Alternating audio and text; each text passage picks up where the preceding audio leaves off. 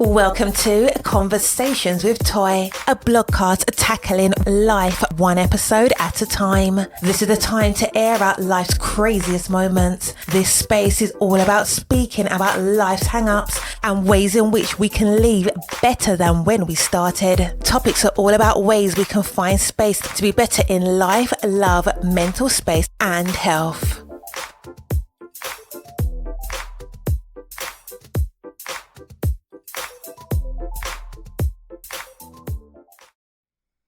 Happy Friday. I am so excited, totally excited to be here. And when I say here, I have been on vacation for 2 weeks.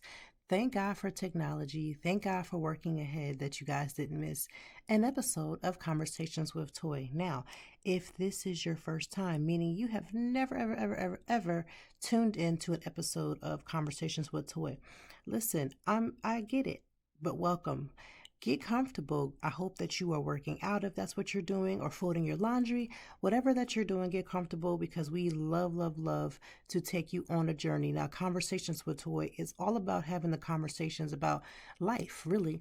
We talk about mental health. We talk about self-care. We talk about all the things in between. Sometimes we hit these internet streets and talk about what's happening all around the world. So thank you for tuning in. We are so grateful to have you. We are excited to get into this episode because, again, I've been away for 2 weeks. Now, just because I pre-recorded the episodes while I was gone, it doesn't have the same effect when I'm not exactly on vacation. Oftentimes when I am not on vacation, I get to interact with the episodes. So as soon as they drop, I'm able to interact on Twitter or social media. And I wasn't really fully engaging as I would love to have been. But again, that's the whole purpose of vacation, right? To disconnect so that you can connect with your loved ones. We had an amazing time. If you haven't caught up, we were in Vegas with my husband. I was in Vegas with my husband. We did not take our children. Then we came back and had a little family vacation. And overall, for the past 2 weeks, it's just been complete bliss. Nothing but suntans and getting in the sun and getting in the pool. Nothing but not cooking. Listen, for those who have families. Now, everybody don't have no family. You might not want to have a family. This is not an advocacy for you to have a family, throw yourself in the family way. We're not talking about those things. What I'm saying is, if you do have a family and you're doing the whole cooking every day and you're doing the whole cleaning all the time, listen, to have a 2-week break of not having to cook, putting a dinner together, putting breakfast together, all the things, it is a blessing to not have to do those things. So for instance, if I had just went on vacation and we just ate out for 2 weeks, I don't know if I would like it all that way, but I would be grateful for the time, not having to do those things. So that is what was happening in my world for these past 2 weeks. And there was a lot that happened that, we want to talk about. So I do want to get into Will Smith and his apology and some of the things that I read on the internet. For instance, he made his apology. He stated that he had contacted Chris, but he wasn't able to get in contact with him, or that Chris is not interested in a conversation. There was a lot of comments. So for instance, a lot of people were like, yes, Will, thank you for being, for apologizing, blah, blah, blah. And then there were those who were saying that Will's not doing enough. So let's have a conversation about what forgiveness does and what forgiveness is for, and what it does for the individual as well as the person who is on the receiving end, should they receive it or not. First of all, Will was not okay. Slapping Chris for the comments made about his wife. We could literally argue the comments back and forth about, was he entitled to do it, or no, he wasn't entitled to do it, but we can understand. There's all kind of different arguments. Will was wrong, right? And in that wrongness, he's accepted the wrongness, and he's made his apologies, and he's done all the things that he can do, regardless if he's done it in a timeline that you or I or whomever would love to receive it, right? And so now that he's done that, he's answered the bulk of the bigger questions that people had. So many people were like, he should do more. I really don't know what else more he could do. The ball now is in Chris's court to do or to not do. Like, Chris doesn't have to forgive him. He could just choose to never forgive him. Chris could also forgive him and then say, listen, I forgive you, but I love you from afar, meaning we don't have to sit up underneath each other's tables. We don't have to interact for the TV or the cameras. We don't have to put on a facade, right? And then there's the part of, okay, now we're going to reconcile and get our relationship. If they've had one prior to this, we can try to get our relationship on track. Those are three different things that could happen. But one thing that forgiveness does, it helps you. It cleanses you. It gets you together. It does all the things for yourself. And people want to make forgiveness a situation where it extends out to other people. So that means that although Will has asked Chris to forgive him and he's not ready to have that conversation, or he may not ever be ready to have that conversation, this is for Will. This is going to clean and clear Will. And as long as Will is doing the work internally to get whatever those issues that led up to that hit, whether that's with Jada, whether that's with himself, whatever those issues are, that is the journey of forgiveness. It doesn't really move or do anything to the other person. It may give them closure. It make them feel good that somebody, at least apologized. It can do those things, but forgiveness is a personal journey. And the reason why I say that is because do you know how many people who have long gone, who have transitioned from this world, who are unfortunately in the ground, who have been buried, who have passed on, who have died, and they still have a grip on someone who is not willing to forgive, who is alive and well. So that means there is somebody that have gone on, they have transitioned, and the people who are here to carry on life, there are people who are still upset, still afraid about the forgiveness or the sorry that they never received. There are people who have these grips on people who are not even alive. They can't breathe. They're not here. And they have a total grip. They run their entire lives on being angry and upset because this person who has gone on didn't say sorry or whatever the case may be. And this is why forgiveness is a personal journey. Because you can literally give power to something and someone who is not here or can make a final decision for your life, who cannot move a mountain left or right for you. This is why forgiveness is good for you. It helps you to move on. It helps you to get clarity. It helps you to become a better person if you do the work. Now, simply saying sorry does not do it. Right? Saying sorry and then just be like, my kids, we have these conversations all the time. I don't force my kids to forgive one another when they're in their little spats. And the reason why is that I am trying to teach them that simply saying sorry or the acceptance of a sorry is just not enough. It's about your actions. So, for instance, if you have a child that is always taking something from some other child in my house, I'm just as my example, and they say, oh, I'm so sorry because they basically got caught. Making my child forgive them isn't the best way to teach them that they need to just forgive and forget and move on. What I tell them is like, listen, you go by that person's actions. That person says sorry, but they're continuously doing something. And maybe the taking of something out of somebody's room isn't a good example, but the principle of it is that I want them to be in a place of forgiveness. I teach them and tell them that forgiveness is for them and show them examples of, for instance, when a sibling doesn't exactly say, that they've forgiven them or they don't accept their apology or those different things. These are real responses that unfortunately we tell our kids, for instance, when they're younger, to just say sorry. But oftentimes, is it real? Are they willing to do the work to change the behavior? Because I've told my kids, no matter if it's me or their father or whoever they have around you, the best apology is change behavior. So if you get into a situation where you keep seeing patterns by people and their behavior doesn't change and they're still doing certain things, they're still saying certain things, they still have the same malice and intent, you can't just accept that, that's just who they are. Like, we talk about those things. Now, people hearing this may say, that's not the way to teach children. You're supposed to teach them to forgive and move on. The reality of it is that just, to me, does not feel real and authentic. That doesn't feel real and authentic to tell them, well, that's just so-and-so. I don't even teach my kids that with adults that they have in their life. So that means beyond me and their father, which I do include us as well. But I mean, like, grandparents and aunts and uncles, we don't just act as if the behavior that they're doing or the things that they're saying or the way that they're moving is justified and it's okay just because they're title. Like, if I had my parents, for instance, were doing something to my children, their grandkids, and my kids expressed that, as the adult, I would take the control of obviously meeting the parents and having the conversation with my parents or whomever. But I also tell my kids, listen, they've apologized. It's up to you to accept it or not. But in the same token, look at the pattern. Are they always not coming through? Are they always not supportive? Are they always not doing this? Can you depend on them when you have big things in your life? Are they there? Are they there to support, not just in a phone call, not in just social media, but are they present? Because showing up is the way that you show people in general, but especially kids, if you are involved enough, right? Can you count on them? Those are the things that we talk about, because again, forgiveness it's not just for the other person, it's for you.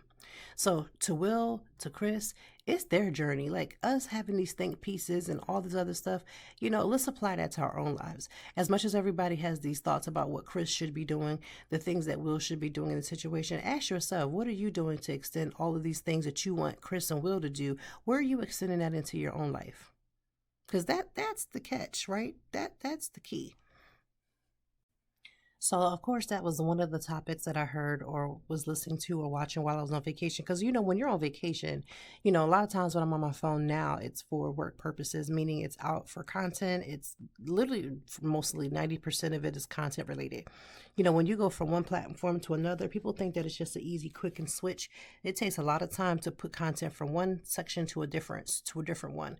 And so oftentimes I'm consumed if I am on my phone for that that purpose.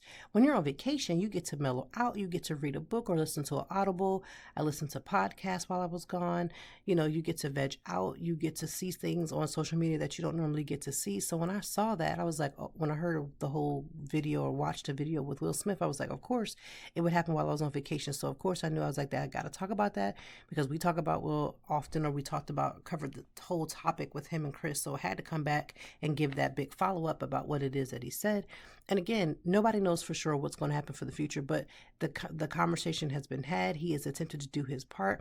If Chris's mother doesn't forgive him, if Chris's brother, Tony Rock, doesn't forgive him, all these other factors are between them. And now it's no longer a need for everybody to put their little, he doesn't, in my opinion, doesn't need to come back and do a public forum and all the different things. Again, take what's for you out of that situation. And I'm always a huge believer of, like, again, taking things that happen and applying it back, because that's the thing. Let's apply it back to our lives. How can we become better and do all the different things? So that's what I'm about.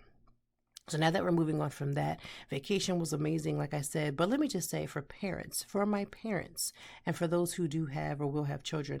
Now, I'm not saying that vacation with your kids isn't fun. I'm not saying that. So hear me very clearly. But vacation with kids becomes an outing, because it's not the same level of relaxation when my husband and I, we went away for our 10th wedding anniversary. We were in Vegas and we were having our fun and we were relaxing with not without the children responsibilities, but we weren't having to cook and making sure they were okay.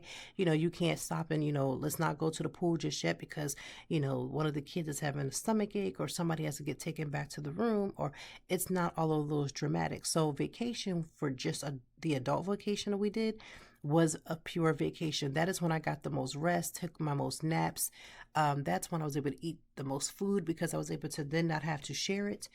And then, because you're in Vegas, there's nothing but pure drinking. I was able to drink without having to think about, okay, I have to get up in the morning and take a kid this place and that place. So that is vacation for me. When I go on vacation with the family, me and my husband, we always talk about this, but vacation with our kids is a lot of fun, right? There's a lot of splish splashing in the pool.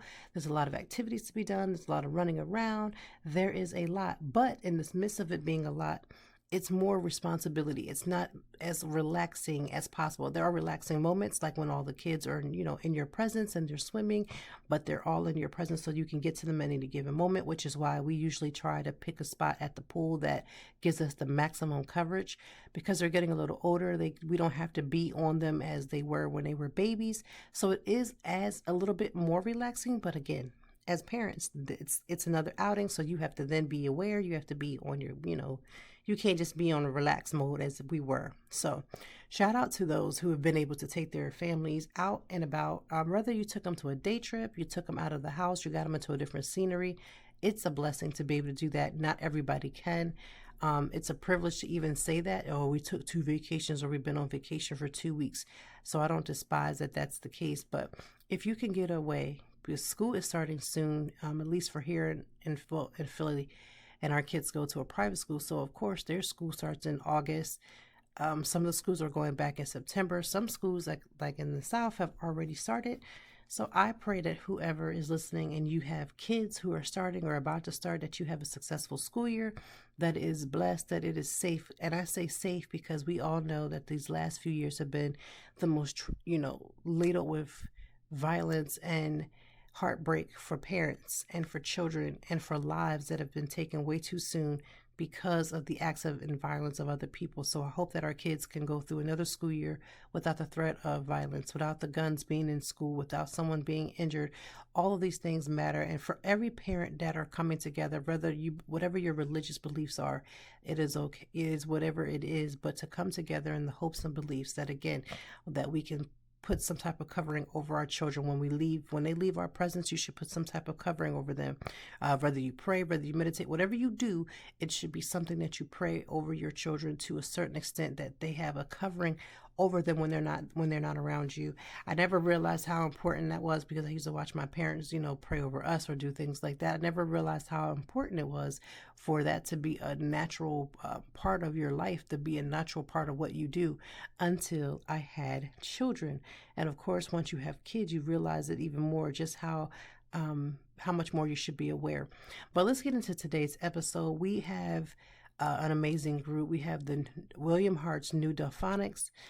They are here today, and this is a special treat because this particular group also has my personal actual brother who is in the group. He is not the only one in the group. Okay, he is not the only one in the group.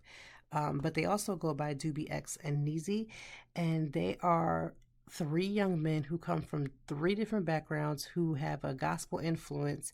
They are amazing in every way. And what I love about it is that, especially with watching my personal brother, who again,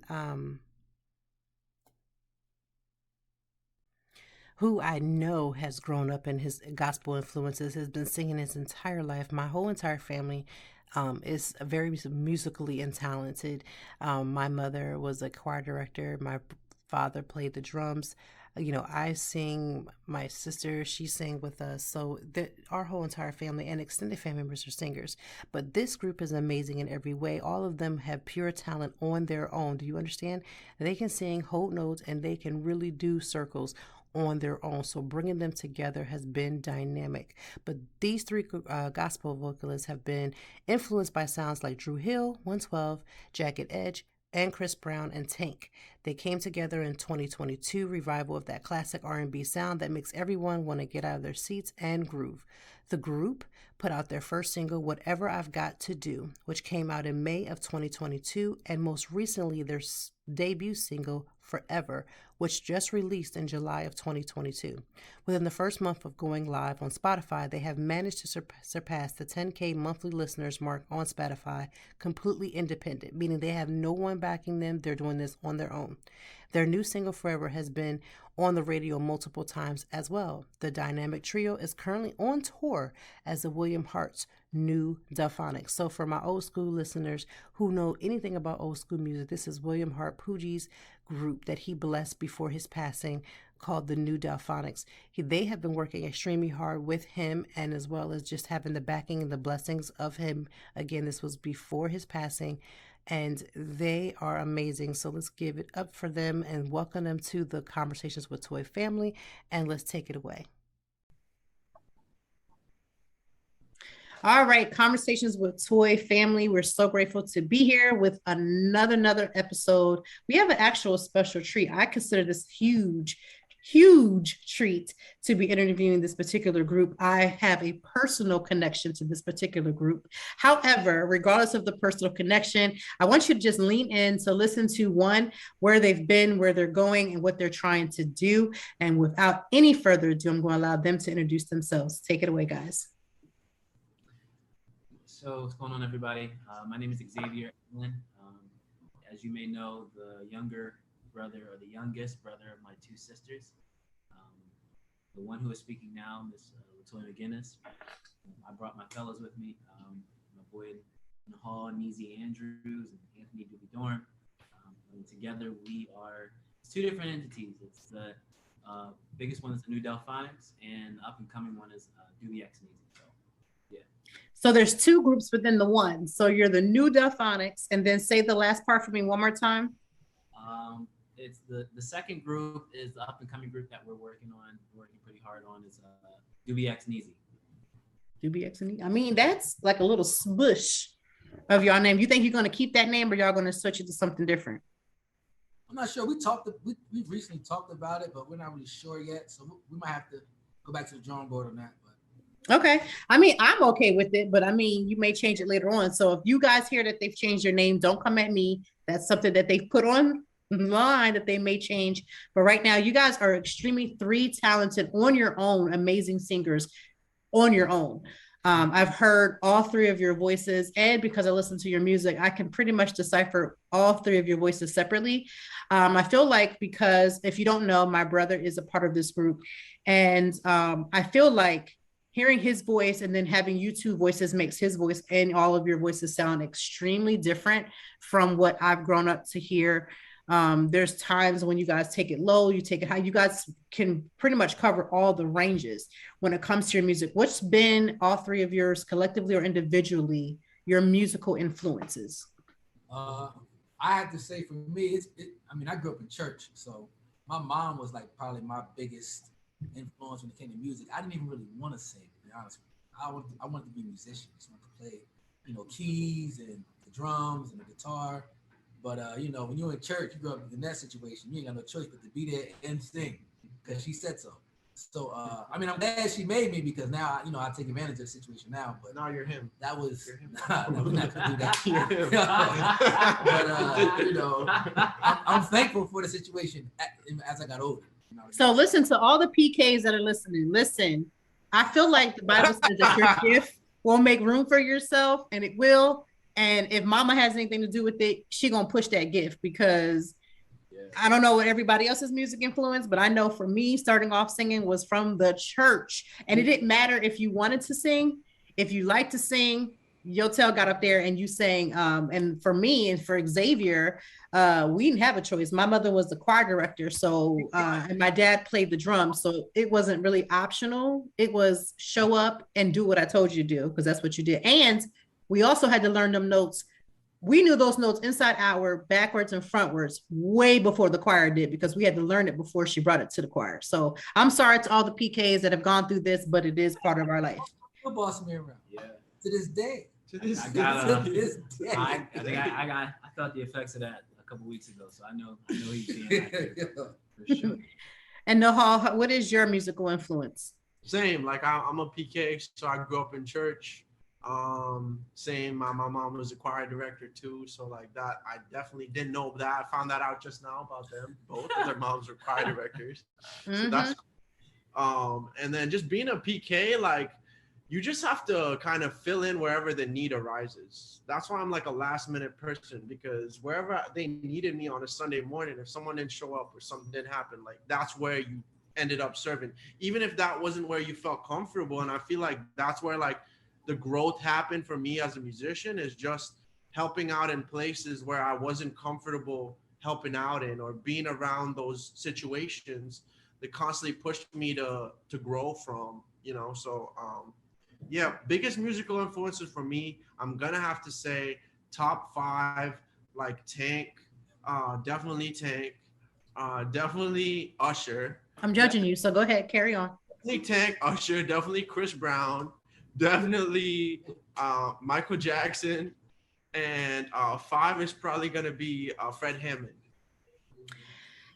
I'm liking you a little bit more, Nahal. I'm liking you a little bit more, because all the artists that you said, I am a fan of. I don't know if I would have put Tank number 1. I'm not going to judge your Tank being number 1.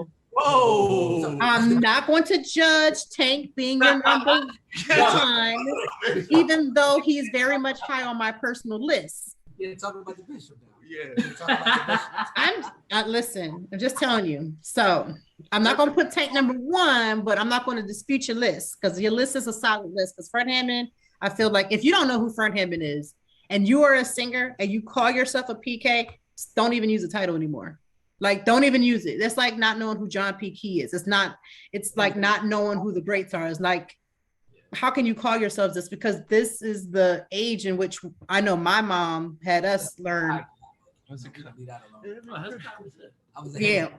hater. Don't even call yourself a PK if you don't know. Anybody that we're just saying you don't know, just don't even call yourself a PK at this point. And if you don't know what a PK, that is a preacher's kid. So we all come from some type of a gospel background, church background, where again, singing is life, life is singing, and musicianship is very, very, very real. So what you guys are considered or called, is it the New Delfonics? What is the title of your group? Yeah, so it's William Hart's New Delfonics. How does that feel? Because the Delfonics, now I'm 41, and my parents grew up listening to the Delfonics. How does that feel for you guys, being that you guys, I'm assuming, are you all in your 30s? Yeah, I am. No, not him. Not him. No, how old are you? I'm 25. Oh, you a baby. That's what they all say. That's what they all say. A whole baby, and you got this big group with this big sound. How does that feel? Like, how does this feel to take on this new sound? I mean, because again, we're talking about Delfonics is huge.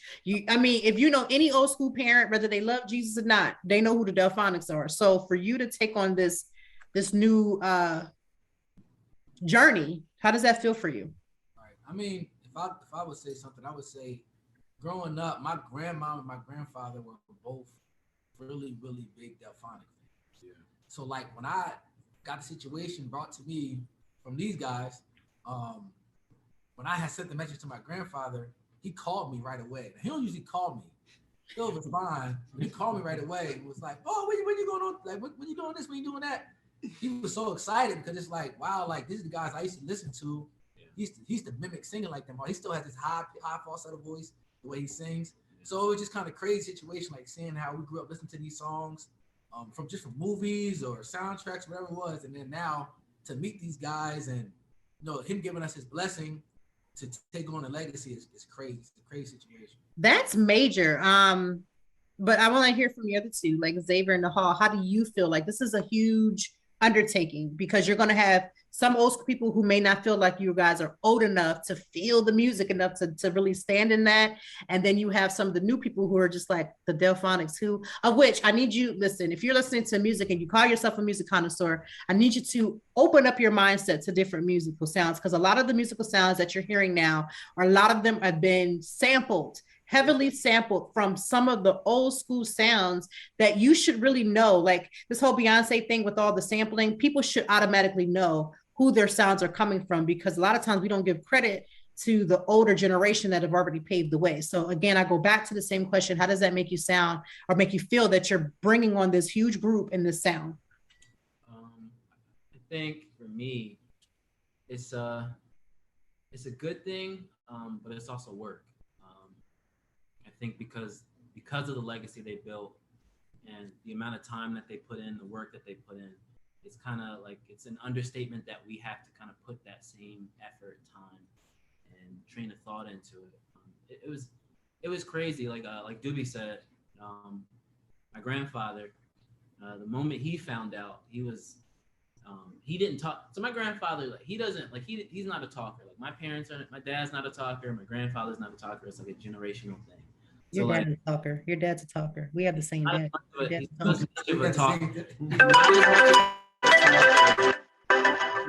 as much of a talker. Hello, can you hear us? I can hear you. So he's not as much of a talker as my grandfather is, but my grandfather like took me aside the one day,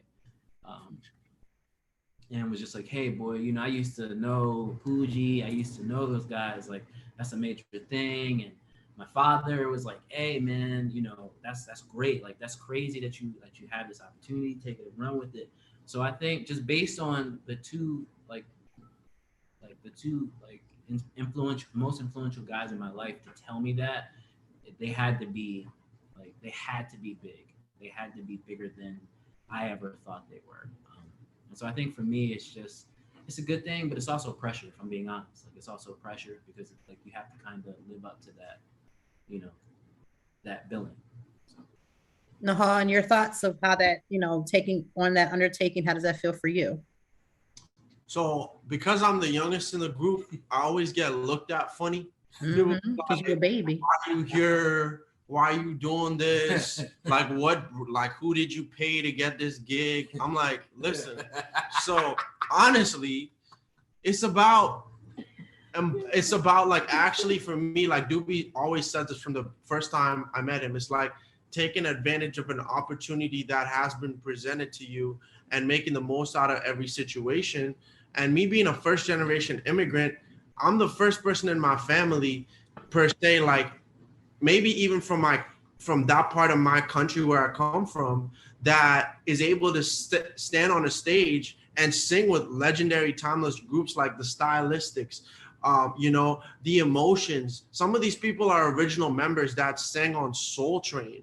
And for people that know music, like, it's just like, I don't know, words can't describe the emotions that I feel when you know, when Mr. William Hart calls Doobie and says, you know, or calls the three of us to his house and says, you know, I want y'all to be the continuation of my life legacy. And it's just like, to me, it's surreal because I'm this young, like I have the rest of my life to really do this, you know? So yeah, we don't have the rest of ours. Yeah, so. right. I'm 1 foot in the grave. Right. All trying to kill us off. What? Oh Lord. Crazy. So that brings me to my next question of what you feel the status of R&B music is, because we're talking about R&B, we're talking about soul. They're kind of like infused, and there's a lot of debate. There's a lot of debate on the status of R&B. A lot of people say that R&B, as we have known it growing up, like the old school sounds, has changed dramatically to the point where they feel like it doesn't exist. And you guys are young, you know, Doobie being the youngest. I mean, not Doobie, but Nahal being the youngest, and you're going into, you guys, Xavier and Doobie, who are in your 30s. You guys have been around music a little longer than Nahal, but then you guys come together and you're sounding like, I've listened to you. You guys have a lot of the soundings of the Delfonics and the groups that have come before you. So what is the status of R&B music to you? Whew, that's a loaded question. Mm-hmm. R&B, it's sad to say, but it's taking a turn towards pop almost. Right. Like a true R&B doesn't really get appreciated. It's more underground now. Right. And you'll get a few artists that still give you that, like Tank, as we said earlier. Sir. Bishop. Chris Brown is considered R&B, but he's not. He don't really do that many R&B songs anymore. We're gonna do that right now. No, Chris. I mean, he used to do a lot of R&B, like heavy R&B songs, but now he does a lot more pop stuff because that's where the money's at. Radio play, and so I get why they're doing it, but they don't. It's not the same vibe. Like the whole Jagged Edge, 112. So bad. Like Nahal is like chomping at the bit to come at you about your description, but I don't think you're lying. But go ahead. I bring Chris Brown up. He ready to, you know what I mean? Right. But it's just what it is, the truth. So like, you know how when music is, everything always comes back around at some point. Mm-hmm. So I just Bars and Anderson .Paak, what they're doing, it's a beautiful wave that they're into now. Like they're bringing back that whole 70s vibe, even the clothes, the sound, the music transitions. So like, hopefully it's turning back to that wave till we get back into that. But yeah, they consider everything R&B now if you just sing a little bit. And right, if you just have a little bit of melody, they consider it R&B, but it's actually not. A lot of it is a lot of pop culture and pop influence. Now, Nahal, before you come at me or come at Doobie, because y'all sit next to each other, you're not sitting next to me. I do love Chris Brown. I think he's an amazing performer. I think he's one of the best performers of this time. But I will say, when you're talking about just that old school raspy, sing to your girl, get the draws, whatever you want to call it, Chris Brown has that effect. However, just doesn't have that longevity of that old school raspy sound. Not so. I think, like, to piggyback off of what Doobie was saying, how everything kind of loops back around. I think R&B is starting to come back, but I think it's starting to come back on the more female side of it. Like you've got Jasmine Sullivan, like you've got Hart, you've got LMA, like you've got these people that are singing R&B, but it's more females are being, which is a good thing. I think females deserve their shine in the R&B scene, because for a while it was a male dominated like genre. So now that females are getting their shine, it's a good thing. That like everybody can eat off of it. But I think you got guys like Lucky Day who are making songs, like who are making more R&B based songs. That's actually like, that's, you know, doing well in on charts and things like that. I think it's starting to slowly kind of shift back into it. And like you said, Bruno Mars and Anderson .Paak with Silk Sonic kind of slowly shifting that like R&B feel back into the world a little And bit. with real live music, right live instruments.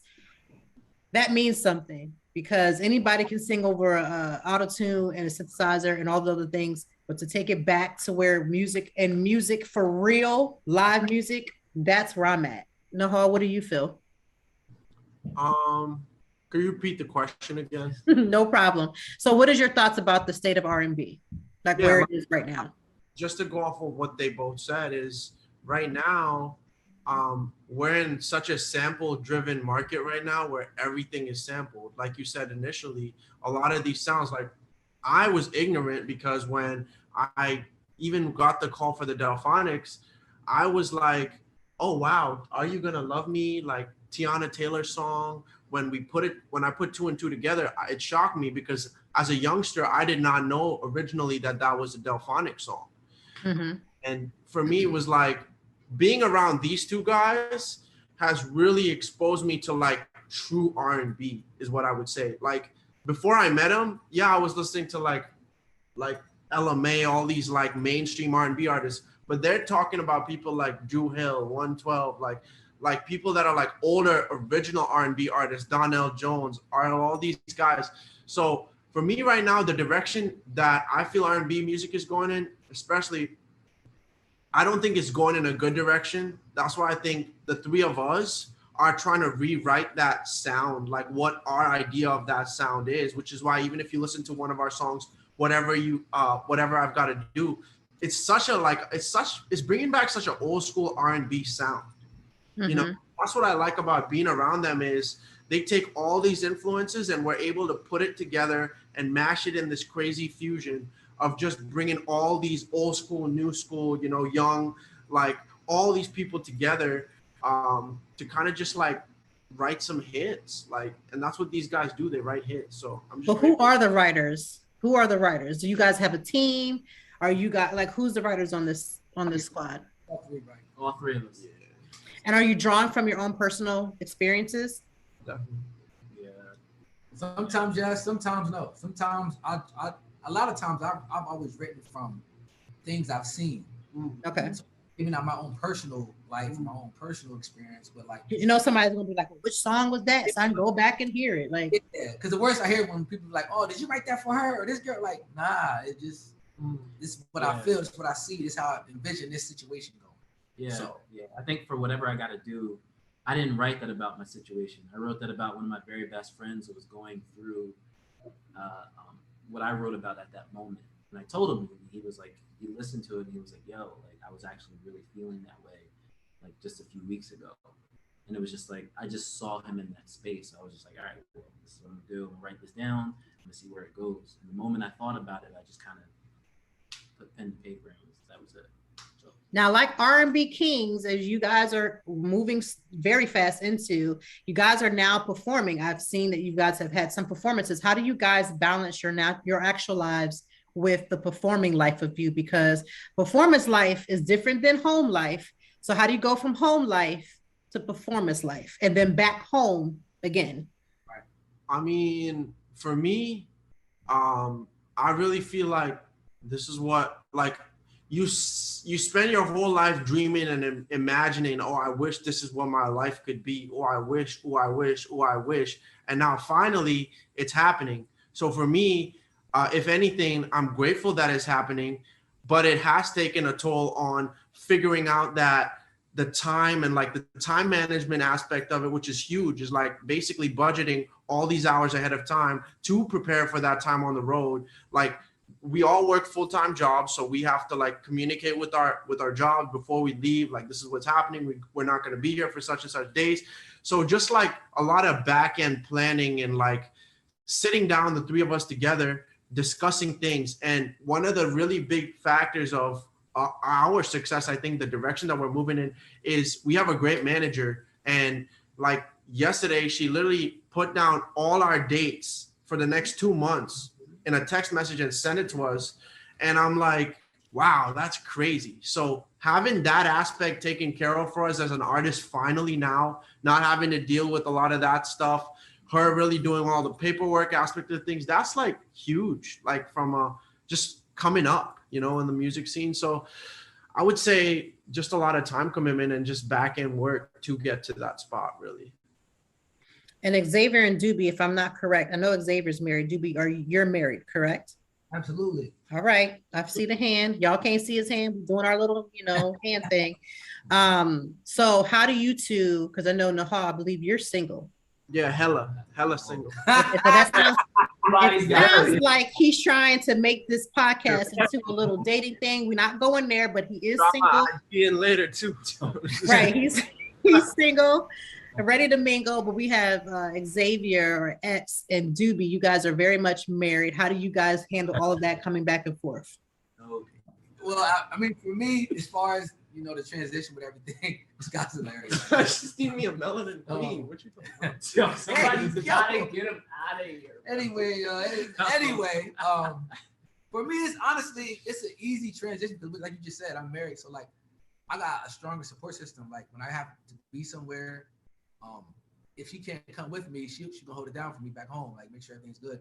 So I don't really have to worry about too much. My job is really lenient with me with everything I do. So it's just a matter of getting to the place. I feel like that's the toughest part. Being honest. The actual travel, right? The actual travel. The toughest part, just like the actual getting there. I did not ask for any road stories. I didn't ask you to tell me the roads in the halls. Like I'm witnessing. No, I didn't ask for no road stories. As far as like my regular life and like performing life, it's like a lot of times I have like two different sides to me. Like I have this really calm, won't say nothing, leave me alone energy. And I don't mean I'm not being mean. It just happens. When I get on stage, it's like my safe place. So like I get up there and I act crazy, and I get off stage and I'm like, leave me alone. I want to do nothing. Like, you know what I mean? So that's my situation. I think for me, to answer the question, I think for me, this is still really new for me. Not the performing aspect of it, but kind of the at-home aspect of it. So I'm still in the process of learning how to balance out, how to be home when I'm home, and how to turn my brain off from music. I'm still kind of learning that because even before this, I was always music. I was always like, I've been performing as long as these guys have been. I've been performing. And so every time that I would have a performance, that whole week, I would be focused on that performance. And so it's a bit different now that I have that we're doing like this traveling and stuff. And so for me to come home like from another state after being on stage, it's kind of, I'm still learning of how to be like Xavier and not X. Like, you know what I mean?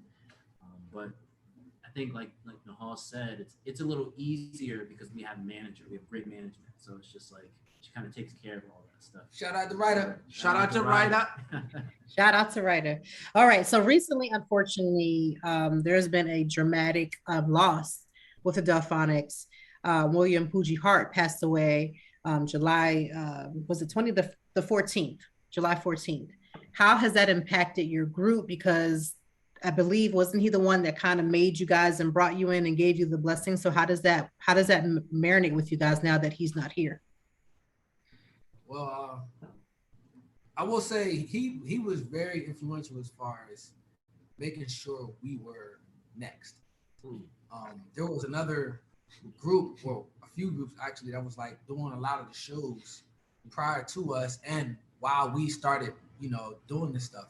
And before he had passed, apparently a guy named Mike Washington, who actually is the road manager that takes care of stuff for us, he told us that Poogie had, we called him Poogie, I'm sorry. His name is Mr. Hart. He's known as Poogie. Let's call him Poogie. Had set everything up to make sure that we were the ones taking over stuff. Like, we didn't even know he did that. So, like, it was just kind of like a blessing. Like, wow, like, even though on his last days, like, he made sure stuff was lined up for us to be next to handle things. And for me, that was big. Like, that was big to me because we wasn't sure where things were going to go because we were in the middle of like, what's about to happen next, or where we going, or who's doing what. So we was kind of lost or what was going to happen. We know stuff's going to get blown up. You know how stuff gets when people pass away. So we wasn't sure, but then we got confirmation that his wife gave confirmation that, you know, this is what he wanted. So I'm just happy for the fact that we pleased him enough to even secure that spot. So I'm glad to hear that. So I think for, if I can kind of speak from my perspective of it. Pooji for us became, at first he was like a mentor, like he was just kind of taking us under his wing, kind of showing us like the ropes and how he maneuvered throughout the industry. I think just kind of talking to Pooji and being around Mike Washington, who was the road manager for us and for them, it became such a relationship that like it was more family. Kind of sad that we didn't get a chance to be around him as much. But like he would invite us to things like, hey guys, just come up and, you know, let's grill. Like just throw some burgers on the grill. You guys can go swimming in the pool. And it was just those types of interactions with him that made him more family, like start to become more family. I think if he could have been around for longer, we would have started to feel like his grandkids, almost. Like we were his grandkids who were just taking over the family business. And so I think that's kind of where it was headed. It's sad that we didn't get a chance to get to that point, but I think if we had the opportunity, it would have been family. Like we would have been looked at as his kids. So, yeah. So what's on the horizon for you guys? I know you guys have some shows or some things that are coming up. What's on the horizon for you? For us, I mean, we got a lot of events coming up here. These next couple of months are kind of crucial to kind of carrying on that legacy that Pooji left. So we had the opportunity to, you know, attend his funeral, but we didn't get to, you know, do any major performance at his funeral. So our next Delfonics related one is we'll be performing at his memorial service here coming up. And then DoobieXNeezy related, we're gonna be having our show in York, Pennsylvania on September 3rd, where we are actually one of the main openers for Donnell Jones and RL. So that's going to be a show that we're all pretty excited for. We've got an amazing set we're working on, and we're taking it day by day because we're in a business right now where shows just pop out of nowhere. Like we've got maybe 3 days notice sometimes when we've had shows, even on the Delfonics side of things. So really taking it day by day. Yeah, so if y'all are in the PA area, September 3rd, that's, you know, one of our big shows happening at the People's Bank Park in York. And we'll leave that information in the show notes so that people can get their tickets and support and come out and listen. Drop one word, what you feel self-care is for you. What do you do as a self-care? Just one word from each and every last person. What is like your self-care go-to? This is gonna sound weird. Football. Okay, that's not weird. Football is life. I love football too. Just watching it, or do you play it? I play, I coach, I train. So like it was like my first love outside of music. So that's probably mine. Xavier, what's your self-care? I think my kids, my wife and kids are my self-care. Thanks, X. Thanks, X. I'm my bad. Let me retract that. Part of marriage, ain't it? I mean, it's part of relief. I say that. Mom, don't listen to this part. Listen, earbuds. So no, but I think them, and then also like if we want to take it outside of them, it's usually probably basketball, which I gotta start getting back into. I'm a little rusty, but basketball. If not basketball, my wife and kids. That's probably the best answer I can give. Cool. Dahal, what's your self-care go-to? For me, it's golf. Like I be golfing.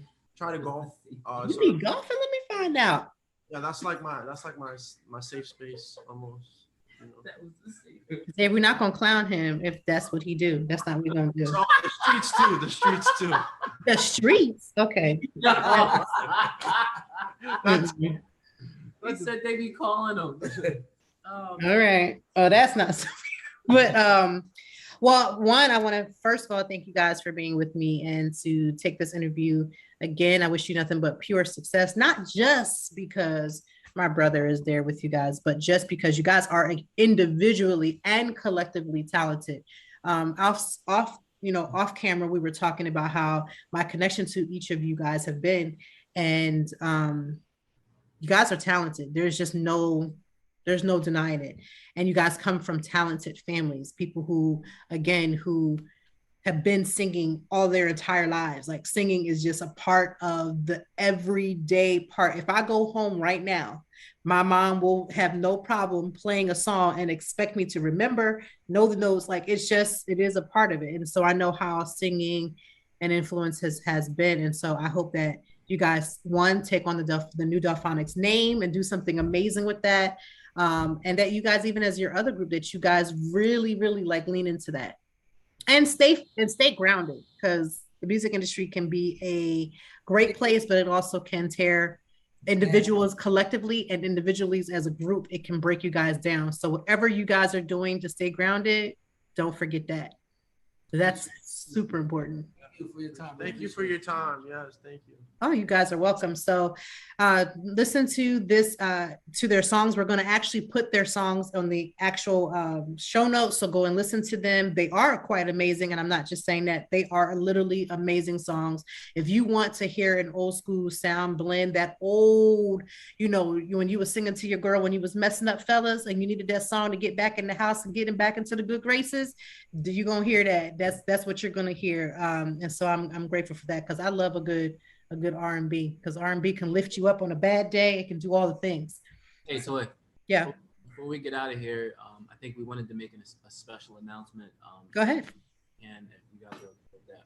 So we do have the 2 songs out, Whatever I Gotta Do, and Forever.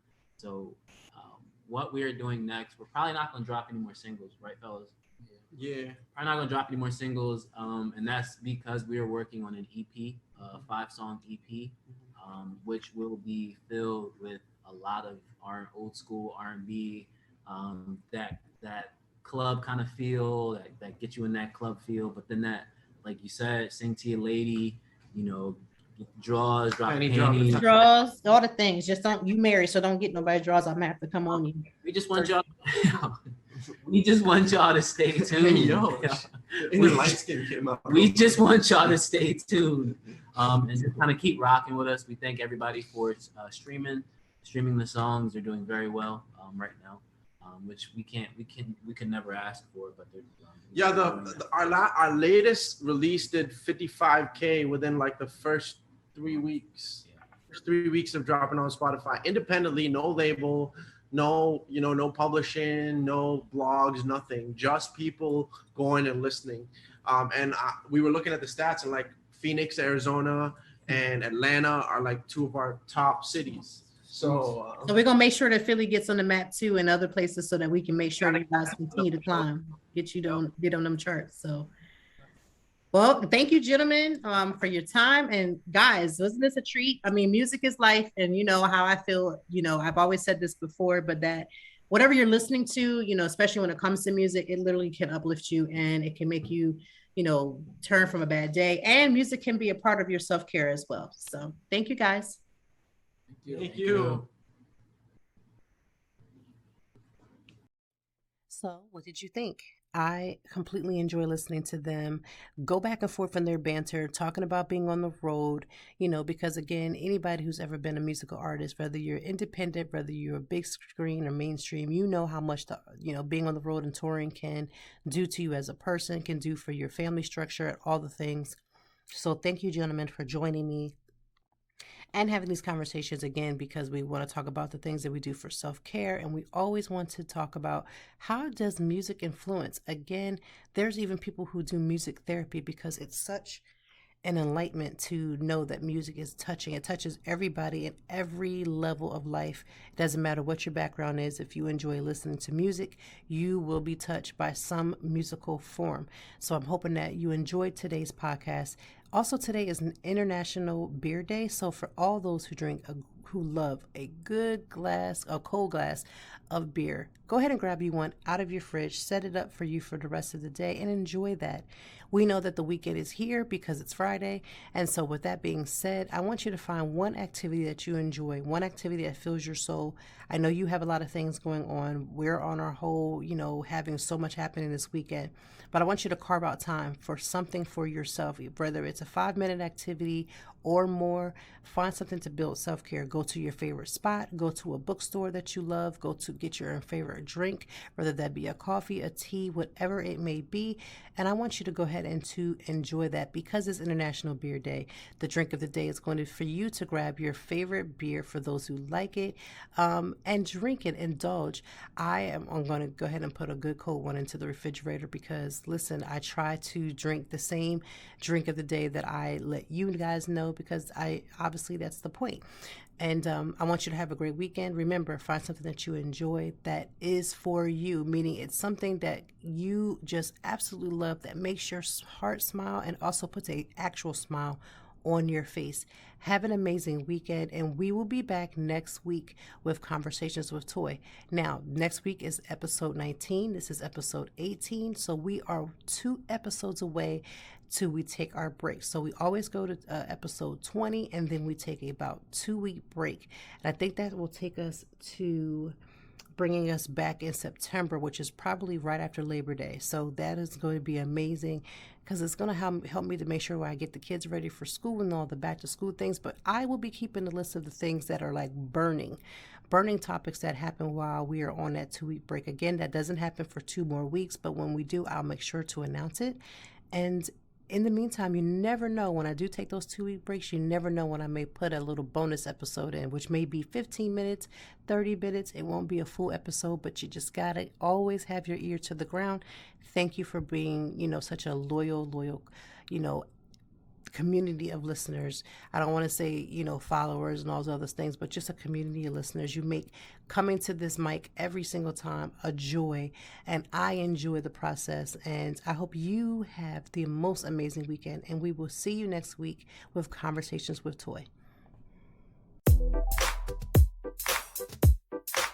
Thank you as always for joining me, and I know that even in the deepest or joyful conversations that there's something we can learn and apply. Until next time, I hope that you are doing better. If not, we will be back to talk some more and handle it. Peace to you and yours. Stay grounded.